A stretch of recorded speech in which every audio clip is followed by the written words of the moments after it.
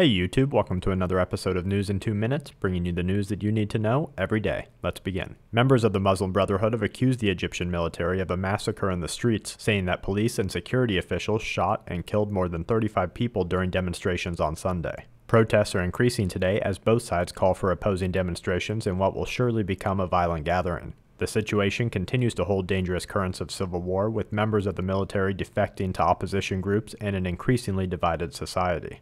Industrial accidents have increased this week for reasons that have led both researchers and investigators to question why so many accidents are happening within such a short time. In the last 24 hours, plane crashes have turned fatal in both California and Alaska. Train derailments in Canada, Russia, Tennessee, Texas, Washington, and Florida name just a few of those that occurred within the last 7 days. And 2 large explosions at a Louisiana chemical plant, a fertilizer plant exploding in Texas, and a propane facility in Indiana name other industrial accidents that have occurred this month.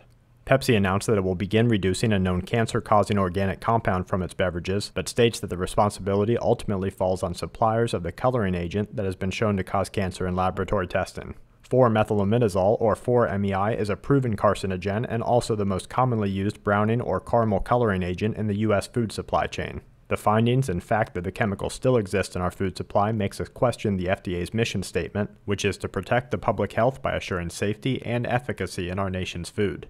We expect to see a statement from Edward Snowden or the WikiLeaks group today in response to Venezuela's announcement that today is the political fugitives' last day to accept their offer of asylum. Cuba's leader, Raul Castro, allied with nearby Latin American countries, offering to allow Snowden safe passage through his country, making the political fugitives' acceptance of the asylum offer an obvious choice. Bonds in the financial market dropped across India, Australia, and Israel, with the Australian dollar sinking to a near 3-year low of 90 cents against the dollar. Thousands of protesters in Yemen marched against their government, demanding a revolution and succession from the north on the 19th anniversary of a civil war that joined the two countries, forever losing the South's perceived independence. Witnesses claim that protesters have blocked streets and businesses and have forced government offices to shut down for fear of violence. And to wrap things up, over 21,000 cases of measles have been reported this year in Pakistan. Both a 7.2 and a 6.6 struck the Papua New Guinea area of the Ring of Fire in today's quake watch. A new tropical storm worth watching formed in the Atlantic, and Russia announced that its first fully operational, long-term floating nuclear power plant will be running within 3 years. And that's it for this episode of News in 2 Minutes. Check back tomorrow for more news that the aware need the most. This week's News in 2 Minutes is brought to you by TSHTFplan.com, where even the officials go for news,